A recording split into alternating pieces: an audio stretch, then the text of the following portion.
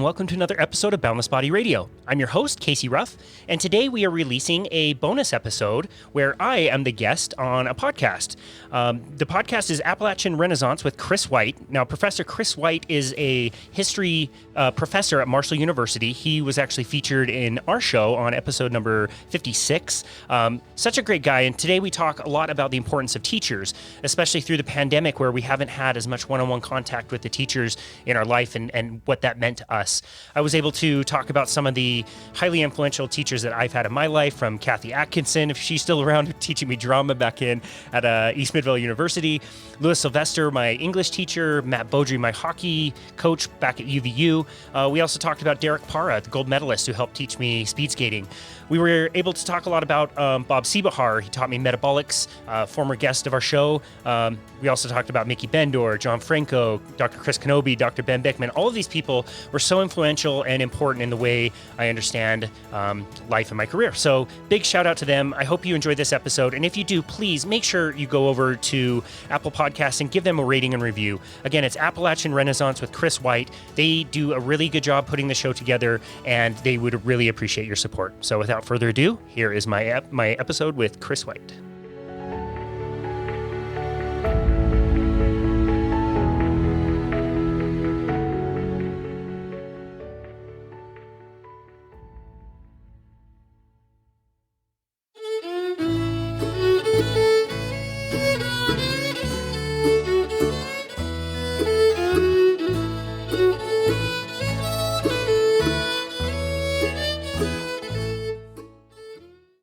Hello, everyone, and welcome to COVID in Appalachia with Chris White.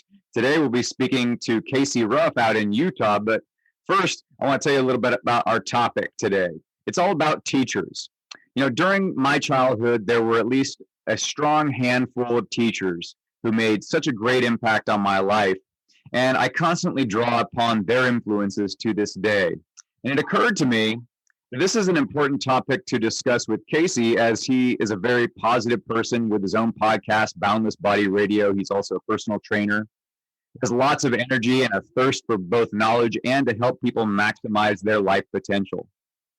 And I figured he must have had a lot of great teachers as well. And of course, there are a wide range of teachers that are out there, some magnificent, others just okay or mediocre or even quite bad, that we could discuss as well, since those all have influence on our lives. So today's podcast is really to discuss how important teachers have been to our development. You know, I'm not sure what your age is. Casey, what? 37. 37. Okay, yeah. So I'm in my 40s and he's in his 30s. And it's just occurred to me throughout this pandemic that my kids and others that are their age, teenagers and young people, they don't get to experience the same kinds of developmental milestones and interactions with teachers that I've been able to experience. And it's quite frankly brought me to tears a few times thinking about a whole generation of people that are having to experience that. And maybe I'm overdoing it too, but if nothing else, I wanted to not just honor teachers, but also highlight what our students are missing out on this year by that lack of strong connection that we, at least I can speak for myself, took for granted during my childhood years. And so maybe they're not totally missing out, but at least they're experiencing less of that connection with those great teachers during their COVID year. Because even though they've had school, it's so modified and separated from human interaction that this year will be unlike any other in our nation's history. And of course, you know, how that turns out is going to be for us to determine in the coming months and years. Of course, there were wars and other disasters that have disrupted our lives, but in the past. But we have to wonder what effect this year will have on our youth, given that there is no natural flow of learning that has occurred for the past year. Teachers and coaches, all those kinds of things. We have to moderate our interaction with them. So first, Casey, I bet you've had a lot of great teachers in your life, but how important do you think teachers have been and have, let me rephrase that. How important do you think teachers have as an influence, or how would you compare, that is, the influence of teachers to parents? That's a really great and nuanced question. I guess I would say that teachers offer a different perspective than what you would normally get in the home. I think your parents have had, a certain way they were brought up and a certain way that they teach you, which is great. And they have that experience and you learn that experience, which is great. But that's only the experience of two people. And that doesn't give you access to other ways of thinking about things, other passions, other experiences, other nuances. And so I think teachers offer a greater vision of the world than what you would normally get just with parents. I think a lot of the way, we were evolved and the way we grew up was generally in bands of hunter-gathering tribes that maybe had 50 to 150 people, and you just learned from all of them. All of them had kind of different experiences, but it was all egalitarian, and everybody kind of lived together with each other, and everybody took part in raising children. And so it seems to me that the diversity of learning expands so much with our different teachers that we have. And I think teachers have done an incredible job this year, and they're very flexible and adaptable, and they've done such a great job adapting to these circumstances. But you're right, it's tough. It's just, it is what it is. Tough for kids not to have those experiences and play around with other kids and other teachers and be able to learn from them. And that's a good point too. That last part, in particular, because it's not as if I shouldn't give short shrift to the learning environment that we have created, that teachers have been able to create in the past year. And as an example too, I'm almost 47, and a few months ago you got in touch with me and got me in touch with Rich Condit, and he became a teacher of mine. And then I've learned from many of the people that you've interviewed on your podcast, Boundless Body Radio. And so that probably wouldn't have happened if COVID hadn't happened. So and kids have a lot of ingenuity, and they're probably figuring out how to educate themselves as well during this time. Yeah, absolutely. Yeah, that's such a funny point. You're right. None of this would have ever happened. Our company, Boundless Body, would not be a thing if it wasn't for the pandemic. We'd still be working for the same corporation we were working for before. So it's funny how life goes. Yeah, definitely. And but at the same time, as you mentioned before, those parents are just two people, and even though they're probably the most influential people in our lives, then it's not that kind of diversity. And especially when people are locked up inside, essentially locked up with just their parents when the kids are, then it's got to be difficult, and they probably want to stretch their boundaries and reach out. So I'm curious, who was the first teacher who had an important influence on you? So that's funny. I've been thinking a lot about this in preparation for this interview, and I actually went back to some of my books that my parents put together. My mom in particular put a bunch of picture books together of growing up, and I went back and tried to find some of my class photos, because I don't remember a particular person or a particular teacher. I probably just have bad memory, but I remember the feeling, the sensation, and I guess I look back on a picture of myself, going to first grade, my little backpack and my new shoes and my dopey haircut and all of that stuff, and I can't recall who the teacher was, but I do recall feeling safe. I feel like it was a space that was kind of scary and intimidating, and there's all these kids I didn't know, but I remember the teacher kind of bringing people together, and I remember feeling that comfort and safety. And I think that was such a great part about where I was brought up and the schools that I went to, is I empathize with people who don't feel that same safety going to school. But that's what I can recall. It wasn't up until about the 5th grade that I started remembering who the actual teachers were, the people that really helped me along the way. But initially, I can't recall so much like a name or any specific incident of something they did. I just remember feeling a comfortable and safe environment growing up, which is nice. It's something I realize a lot of people don't have. Yeah, and I imagine that's different than now, especially even if a kid is just inside their own room on a computer screen. They don't necessarily feel safe because the pandemic is happening. And they don't have that kind of, and you would think, you were safe. You weren't thinking of pandemics. You were thinking, I'm safe because this adult and this school is providing this environment for me that's geared towards making me feel safe so I can learn. That's right. I can walk through my neighborhood. I can, walk to school. I can sit in this classroom. Whatever we learn is what we learn. But it was a feeling of comfort and safety for sure. And then kind of moving on when you're older, did you have some coaches or some teachers maybe that stood out for you when you were still in those early years, or do you remember the first time you started to kind of remember people's names? Yeah, definitely. One in particular wasn't actually one of my direct teachers, but was a drama teacher that I had kind of forgotten about. Mrs. Atkinson was her name, and she had such a passion for acting. I enjoyed acting. It wasn't ever something I was like good at. I just kind of did it as a hobby, or did it because I had to. I can't remember, but one particular play I did in fourth grade, I remember she directed. And flipping through those children's books yesterday, I remember seeing her name, and I remember her infectious passion for acting and acting properly and really putting your whole self into a role. I think that was Casca and Julius Caesar or something like that. But that is somebody who, you don't maybe think of them as somebody who had like such a direct impact on your life, but looking back, maybe they made a bigger impact than what you initially realized. So she was one that was a standout for my elementary years. Nice. I can just visualize that too. And I just imagine how many kids are missing out on that theater experience is so important. One time I was really in theater in college, all of us came down with the flu on the set, but we were all happy to be with each other though. Wow. Yeah. That's awesome. Yeah. Yeah. And how about coaches? Do you remember coaches or people that kind of got, because you're in fitness and health? I just kind of imagine you might have had some coaches along the way. Yeah, definitely. Yeah. So I was fortunate. My dad he's a journalist for a local TV station. He does sports. He's an anchor. And so I was exposed to a lot of sports growing up. And so I played all kinds of things and pretty much anything you could play. So soccer, baseball, basketball, football, like all of those sports in Utah. We're huge fans of the Utah Jazz. And so it was, afternoons, playing, I'm Michael Jordan, you're Karl Malone or John Stockton, whatever, in the driveway. So we had a lot of coaches then, but I have to say it wasn't until I got to college that I really had the best experience with one of my favorite coaches. I was at a small school playing ice hockey for the team.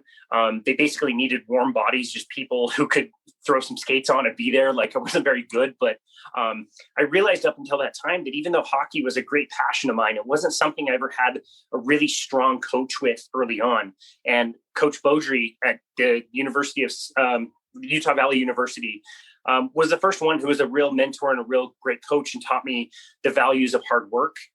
He treated people fairly, but also, like, if you wanted ice time, you had to prove it. You had to work, you had to skate hard, you had to give it all every practice. And there was a lot of practices. And that was one that I look back and think that, wow, like that was a great coach that taught me not only the skills, but also work ethic that has definitely carried on through the rest of my life. Do you get a sense that that coaches in your life maybe had an outsized influence than like school teachers, or can you balance the two? That's a really great question. I would have to say probably, but maybe that's only because I was more passionate about sports than I was about my schoolwork. Sure. Probably buckled up in my schoolwork a little bit more. One school teacher that really stands out too, I was a senior in high school, and in Utah, we talk about the Valley being kind of like a bubble. Like, there, despite having lots of different teachers, we don't have a ton of diversity around here.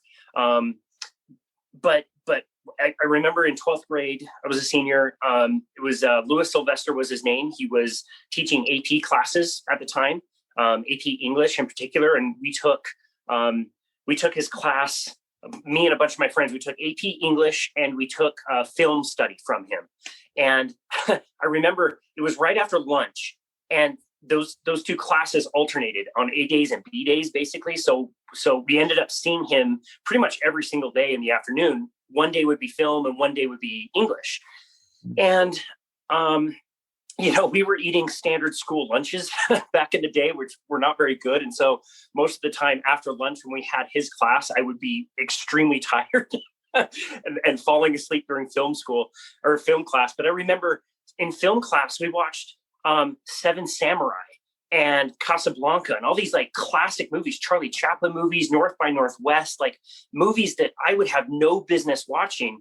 And sometimes I fell asleep, but I remember talking about these classes and learning about talking about these movies and the culture behind them and what the storyline was.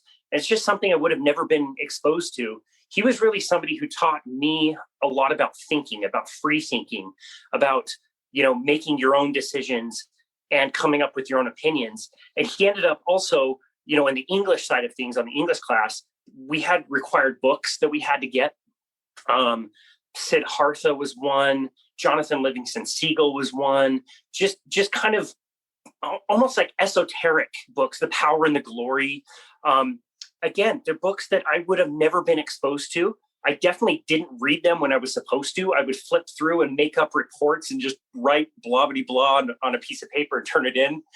But it's funny, I kept the books and, 10 years later, started flipping through them and reading these books that are now some of my absolute favorites. Siddhartha is one of my absolute favorite books ever, about a kid in India who grows through spirituality and goes through all these different lifetimes. He gets rich, he gets poor, he gives everything away, comes back. And it's such a beautiful story. That's a crazy, amazing journey by Hermann Hesse. I would have never been exposed to that. And I'm just so grateful that even though he didn't impact my life so much while I was going through it, that's something that carried over later in my life that really helped me see the world in a different light, I guess. So why do you think you revisited it later on?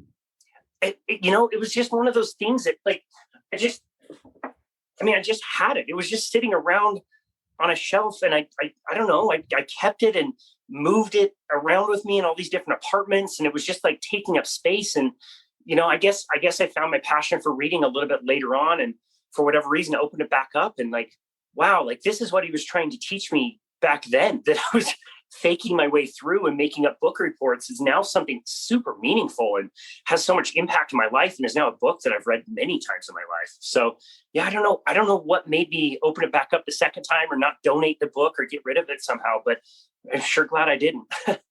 Sometimes I just wonder, because I was the same way. I didn't really get into it until I was in my mid-20s. And I just wonder if sometimes we're spending way too much time trying to cram this stuff, culture and information, into kids' heads, when really they should be spending half of their time outdoors and doing things with their hands and exercising and sweating and interacting with each other. And they can't really appreciate it. I mean, how can somebody appreciate To Kill a Mockingbird or even the Bible or whatever it might be, whatever piece of classical literature or religion too, until they're really an adult? You just cram it and say, learn this Bible when you're 2 years old. Yeah. I mean, or 10. They can't understand that. Yeah. I totally agree. Recently in the last few years, I've learned, I want to say it's the Amish who do a lot of their own education kind of by themselves. And the way they do it is very interesting. They have their classrooms and they talk about the topics that they talk about, and it could be math or English or whatever, but they don't make kids go. And they just find that some kids want to go and learn, and they read books that they want to read, and they study the things they want to study, and they're useful, and that's great. And they get that type of education. But there's other kids that want to go catch frogs. And there's other kids that want to go make a barn with their dad. And they just allow for that. And they just understand that this kid is naturally going to be a contractor. He's going to build things. This kid is going to work with animals. These people are going to be book smart. And there's no problem. There's no difference with any of them. And they just allow them to learn in the right way, almost the way we do like a Montessori school today. But it's just so much, it sounds so much more natural. Yeah, when you were talking, since you and I both have an interest in kind of this ancient history of humans and evolution and all that, I just imagine putting a whole bunch of hunter-gatherer teenagers inside a building for 8 hours a day to learn stuff on a board from one person at a time. Wow, there's so much life going on outside, and that wouldn't have been tolerated. And we've conditioned our people to believe that's the way it is. My kids they don't see sunlight for 8 hours a day. Oh, they're trapped inside this building the whole time. Wow. And yeah, I mean, it's gotten worse over the years too. Less pee, less outside activity. Wow. And yeah, it's so weird. And it's like they can't concentrate. So we have to get them medications to focus, and they need Adderall. And that's so weird. Who would have thought? Yeah, right. Who would have thought that they would rebel against something like that? Exactly. Yeah. So, I think that theme about how coaches could also be maybe even more influential kind of ties into that too. It seems like it's much more natural for us to especially as we're growing up, to want to be physically active. And so maybe it makes sense that a coach would kind of be like a relief, when we're growing up, and we would gravitate to that. And they, it's not like kids who don't like hard work. As you said, you weren't as inclined towards school at the time. Same with me. but it's not like you were afraid of hard work. The hockey coach made you work hard, and you were into that. That's right. Yeah, that's right. And yeah, maybe it's all about finding the child's, right motivation so that we can educate them the right way. And maybe that's the best way forward. And I think good teachers do that. Yeah, definitely. How about some others that you can think of? One that really comes to mind is somebody that I met later on in life. He's also somebody I've had on the podcast.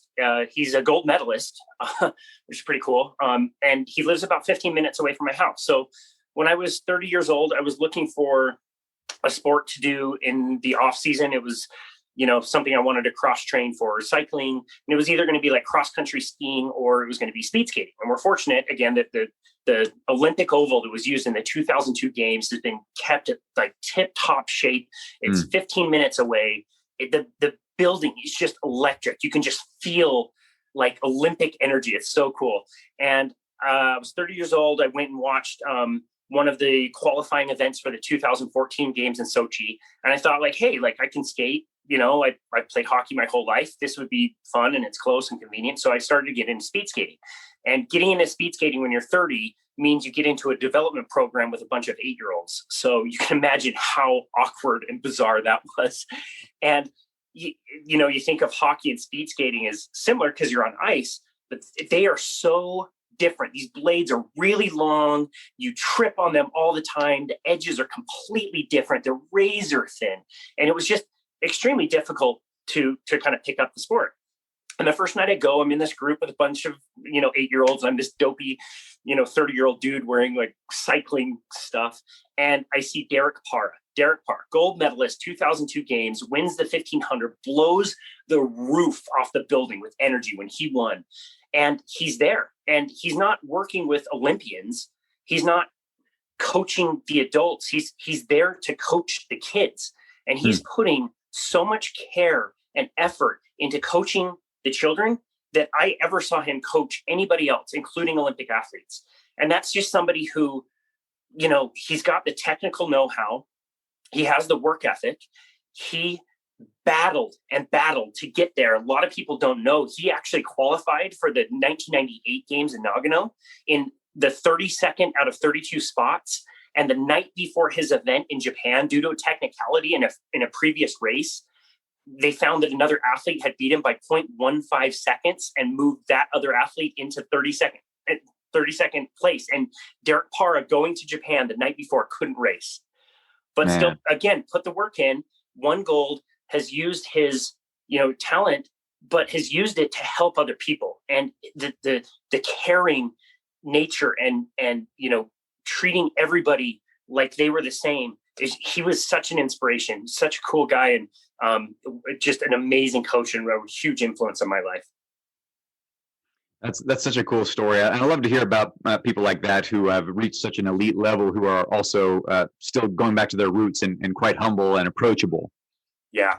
He's the best example of that. He's such a great guy. And how is it that you got into physical training? Were there teachers involved in that? Yeah, there was. So I played sports. I was cycling. I used a heart rate monitor, and that was fun and a cool way for me to train. And I would record all my stuff. When I did that, I joined a local gym. I needed, again, something to do in the off season. And I just started watching the trainers in the gym. I was studying architecture at the time. I had no interest in being a trainer, but watching these trainers and how technical they got with their program design and how they use the heart rate monitors made me really interested. And so I walked into the office of a manager and asked what I needed to do to be a personal trainer. And, they gave me the online certification. I went home and studied for a few months and got my certification and started training in 2007. And really have just loved it ever since. But I'll say one of my favorite favorite influences and teachers since then was a guy named Bob Siebehar. He's a coach out of Colorado. He really changed my mind about diet and endurance sport in a way that has influenced my career, put me on a whole new trajectory of what I did and how I coached my people.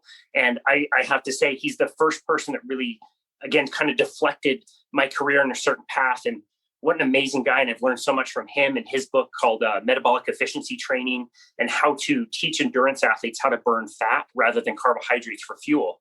And so even just in my life, when I used to go on rides, I would bring a bunch of sugary products and, the gels and the bars and the snacks and all the stuff to keep your energy up. And through learning from him how to burn fat as fuel, I don't do any of that stuff now. And I feel much better for it. I've got way better performance, and I've been able to help a lot more clients through that kind of pathway. So he's been a huge influence and a great coach for me. Gosh, and it makes me wonder too, for decades they were doing that, and the influences of those people. I mean, was Dave Scott burning just straight up carbohydrates when he was winning the Ironman? I mean, that's right. I wonder, right? Yeah, must have been.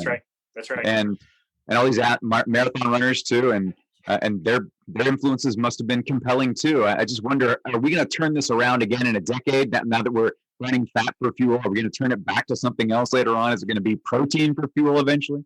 Yeah, sure, exactly. My favorite video, you'll have to look this up, is called Time Traveling Nutritionist. I think it was Funny or Die that did it. And this couple in the 60s is sitting down to eat breakfast, and there's a big flash bang, and some nutritionist walks in. He's like, wait, stop, you can't eat the egg. The egg's bad. It's going to kill you. They're like, wow, thanks. That's great. He goes away, flash, comes back. Wait, the protein, the egg white's fine. It's actually the yolk. Don't eat the yolk. And he comes back and forth. And so yeah, we're always proving ourselves wrong in the nutrition field for sure. Yeah, I definitely wonder. I was talking to Mark Cucuzzella about that again. I had him on the show a second time, and I was just kind of wondering, well, how do we know exactly that? I mean, because he mentioned that people had debunked the China study, and I thought, well, but how do we know that we're debunking it? How do we know that was less rigorous than, Tim Noakes is a great example, right? For years he was saying use carbohydrates as fuel, and then he was convinced the other way. Yep. I mean, it seems like that makes sense. Yep. It does. But I think the best example is when you look at the Pacific Islanders, or anybody who's an indigenous islander, and then they get conquered by a Western society, and their health indicators always go down. They get diabetes, and their life expectancy, they're severing limbs, because they're living on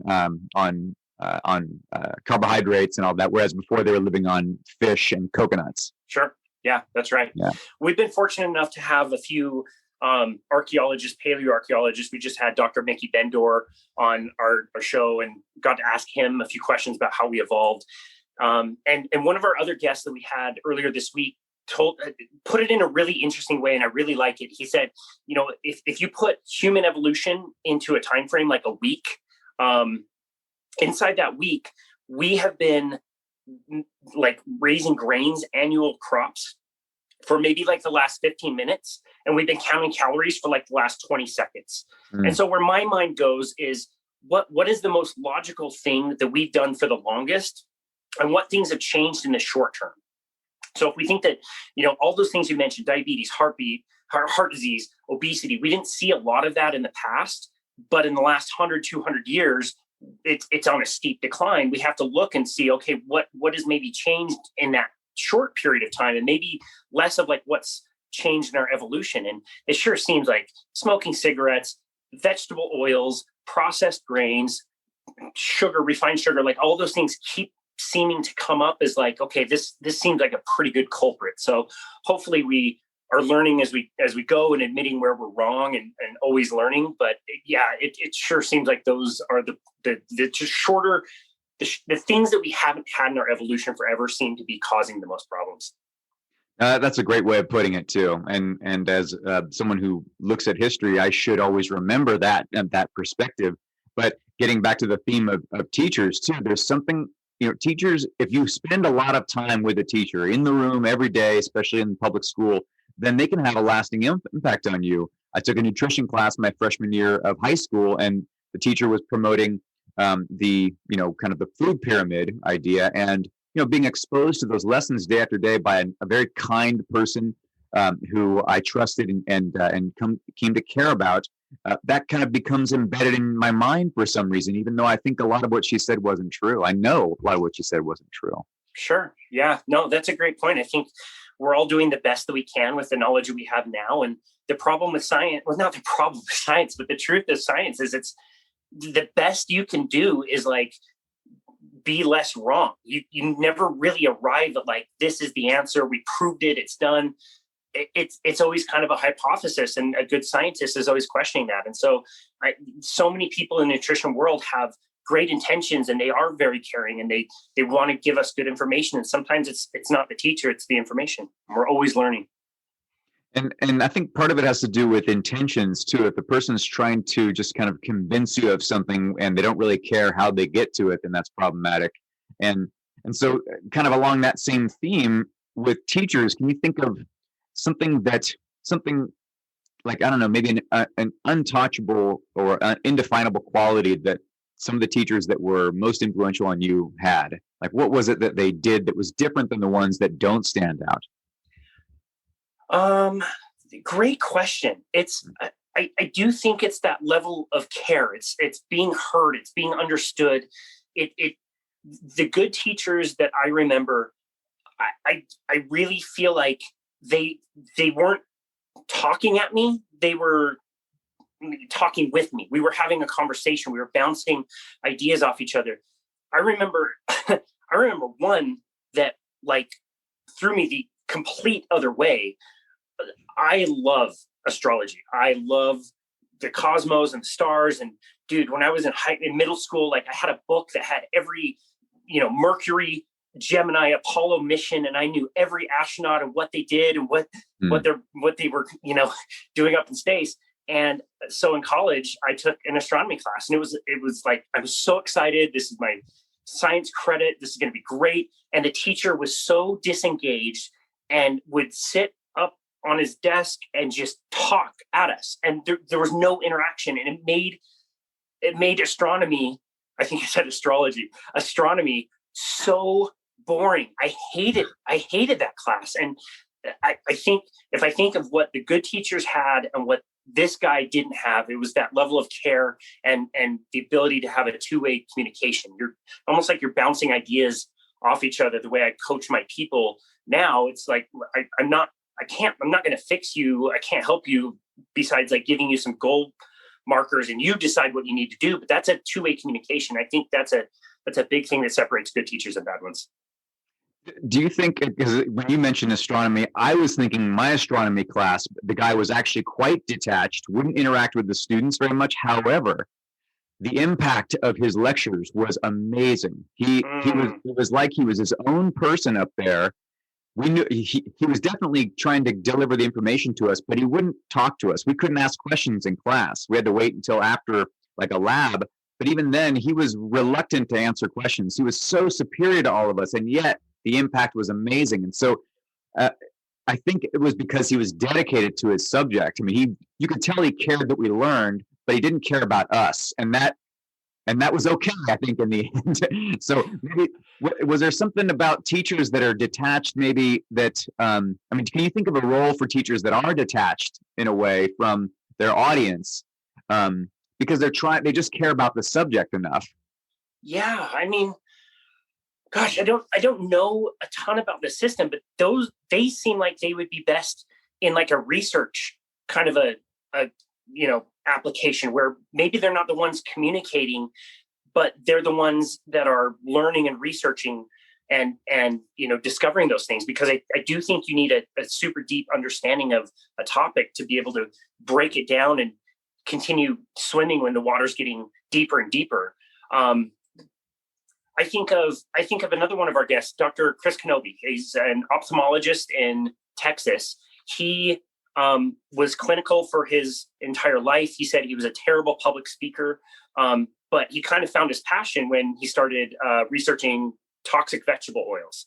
And he realized he realized vegetable oils were a very, very close to being proven as a like primary cause of age-related macular degeneration, which is what he studies. And he realized that he had the knowledge, like he knew this topic up and down, but he couldn't communicate it. He didn't have the skills to publicly speak. And I saw him on stage in March of 2020. Basically, the weekend, everything was shutting down. And I was like, man, this guy is super dynamic. He knows how to communicate. He's on stage and just put on this amazing presentation. And I had no idea that 5 years earlier, he could not have done that. And so I think it's cool that he was able to learn the topic, but also realize that if you can't communicate that effectively, people aren't going to learn. And so he had to go through the skills to learn how to publicly speak. And now he's really good at it. But that's part of it too. It's one thing to know something, but it's another thing to be able to communicate it so that people can understand. Well, and that kind of brings me to the other side of the question about the role of teachers, and that is when the actual teachers become learners themselves too. And that, I think, like you yourself, I mean, you're guiding people, you're teaching them about nutrition and wellness, but you're also learning too, right? And that helps you become a better trainer, I imagine.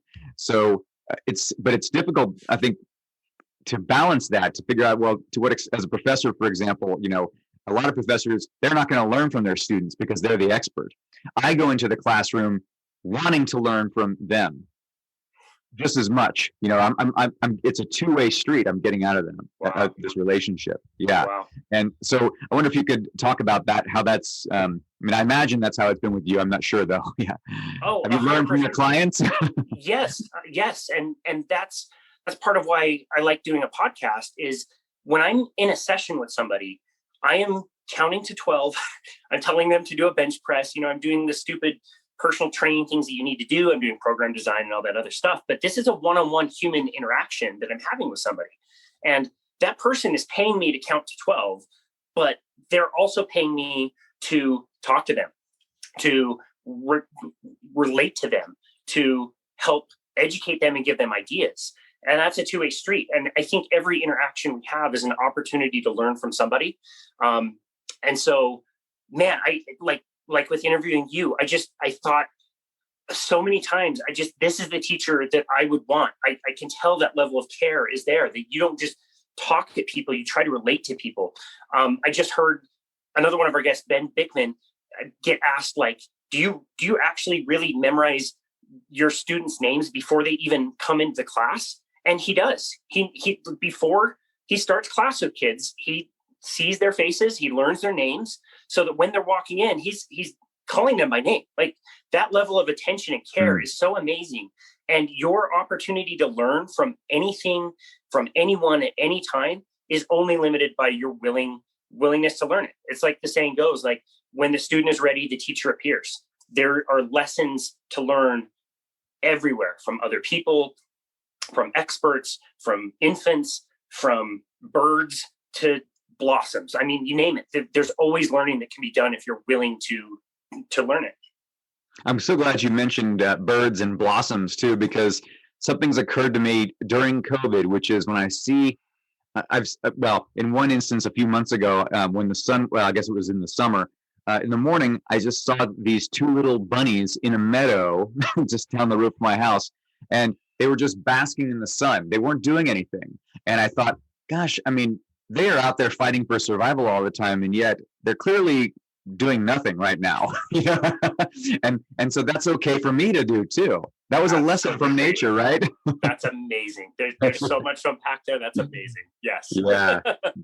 They're not always having to, run around or hide or eat or find shelter. They were just chilling. Yep, yeah, for a few minutes, enjoying the sunlight, and it's okay for us to do that too. Yeah, I love it. Yeah, the art of non-doing. It's amazing. Yeah, definitely. And so, can you think of kind of how your process, your mindset, or your knowledge base has changed since you began physical training, and what are some of the things that have caused those changes? Well, yeah, I mean, geez, the things, I cringe a lot when I look back on some of the things that I was doing personally, and I was telling people that I couldn't have done any different at the time. And I don't think that we never arrive at the destination. Like, the destination isn't the goal. Like, learning everything isn't the goal. It's the journey. It's about learning as we go and perfecting and evolving and things like that. And it's totally different. I mean, I'll give you two examples. The first one in particular is diet. We were telling everybody they needed to count their calories. They needed to have lots of whole grains. That to me just if that's true, it just never worked for me and my clients. That's all I'm going to say. It's like Dr. Cucuzzella, your former guest. He said, I couldn't make it work. Like maybe it's great and that's awesome. But I have not seen it work. I'm paraphrasing him.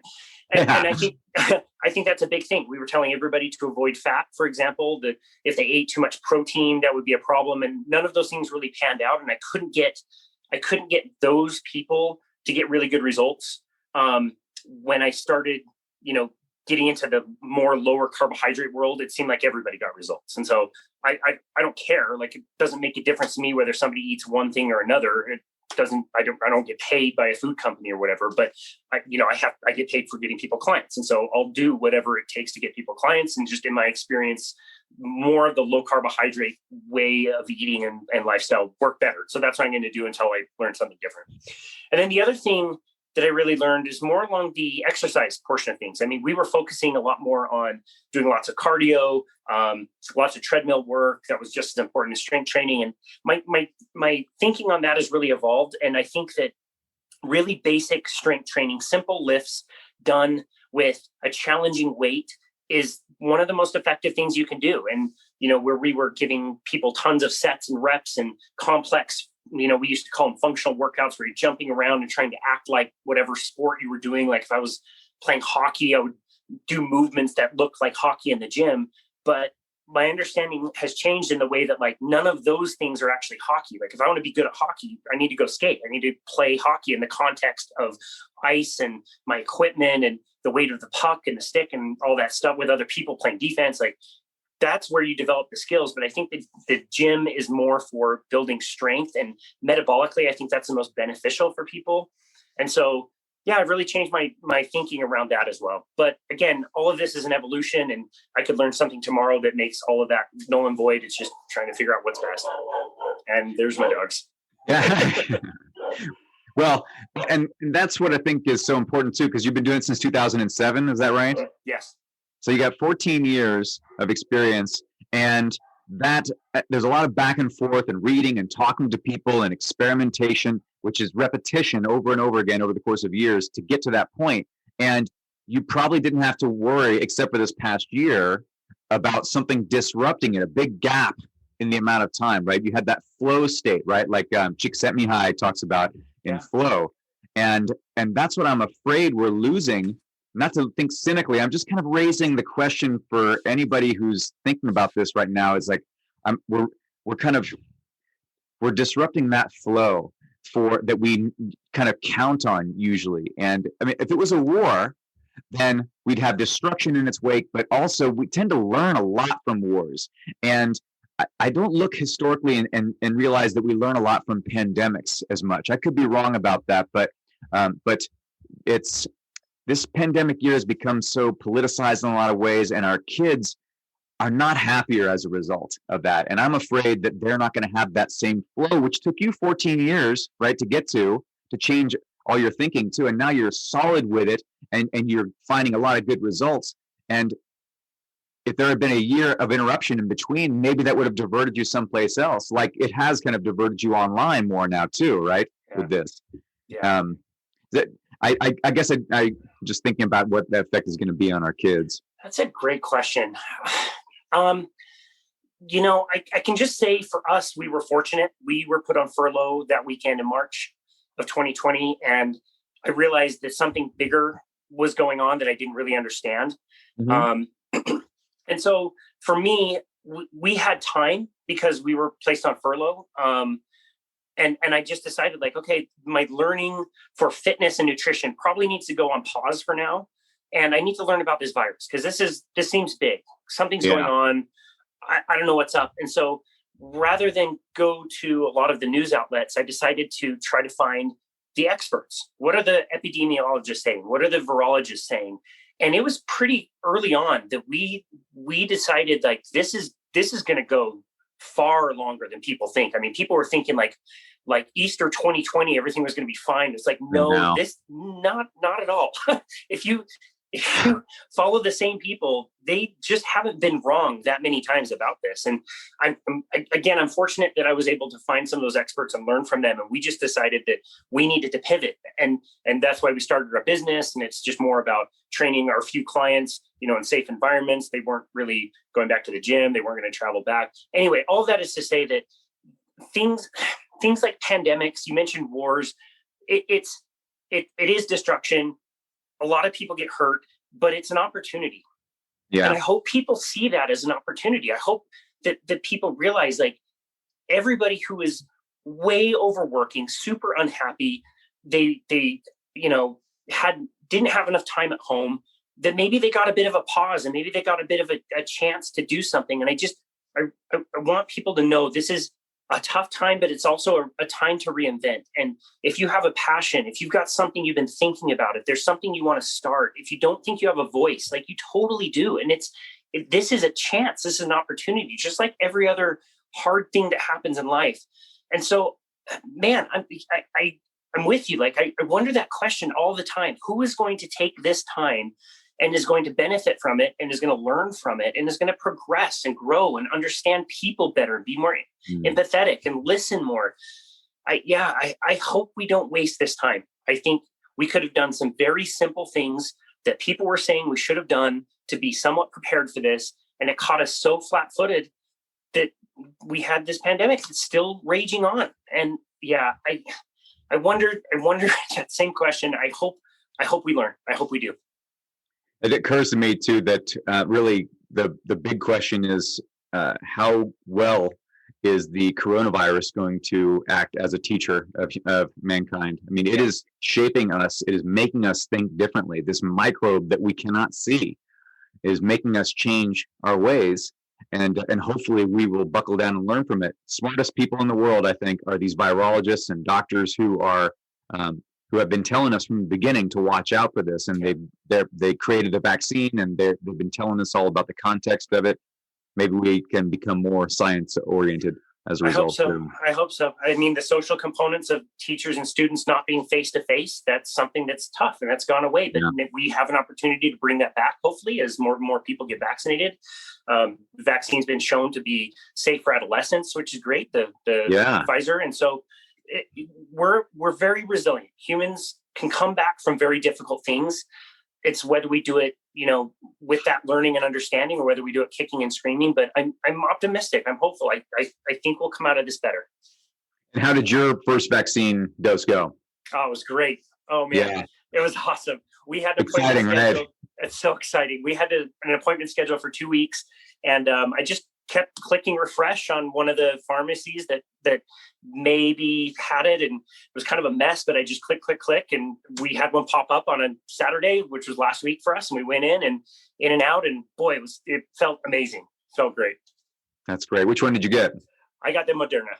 Okay. Yeah, me too. No side effects? I felt a little off that day, and I don't know whether I was actually feeling off or whether I was asking myself a million times whether I felt off or not. And I was kind of like influencing my thinking. It was weird. If I had a fever the next day, it was just warmth. I felt like tons of energy. I went walking longer than I normally do. I went on a way long bike ride. I cleaned the whole house randomly. So for me, it was great. I had no bad experiences whatsoever. And so, and in fact, in that way, the mRNA vaccine was teaching your body, right? I'm really stretching on this metaphor here, right? But it's teaching your body's immune system to respond to that spike protein. I love it. That's a great way to say it. That's a great teacher. Well, unfortunately, we got to close on. I'd love to be able to talk to you again sometime, and hopefully we'll be able to meet up sometime in Utah or elsewhere. In person, because I really enjoyed our talks the past on and off for the past few months too. It's been great. You've been doing great work, and it's an honor to be here. I appreciate it. And so I'll close the same way that you always close, which is, how can people find your work? Oh, yeah. So our website is probably the best place. It's myboundlessbody.com. They can also search for the podcast. It's Boundless Body Radio, and we're on all major platforms. Anybody can reach out anytime if you've got questions, if there's anything we can help you with, if you want a free meal plan, just reach out. We're here to help. Right on. Thanks so much, Casey. And for those of you out there, I'm going to take a little hiatus from the podcast for a while to deal with some issues in work and personal life, but hopefully we'll be on again sometime soon. And if you get an opportunity to get vaccinated, please do so. For those people that go to Marshall University, the vaccine has now been opened up to all college students. So pay attention to that, please, and get your vaccinations. It was the only time in my life that I've been happy to be sick. I had a bad reaction to both of them. I shouldn't say bad, fever, but now I feel so much better. Awesome. All right. Thank you so much, Casey. Take care.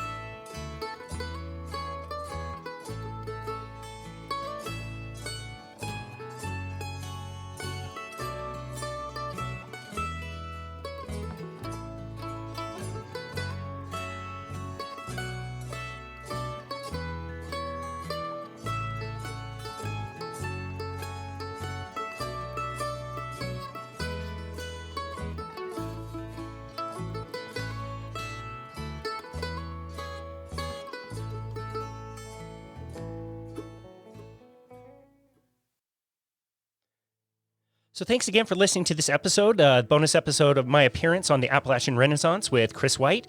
Like I said at the beginning of the show, if you don't mind, please go over to Apple Podcasts and give them a rating and review.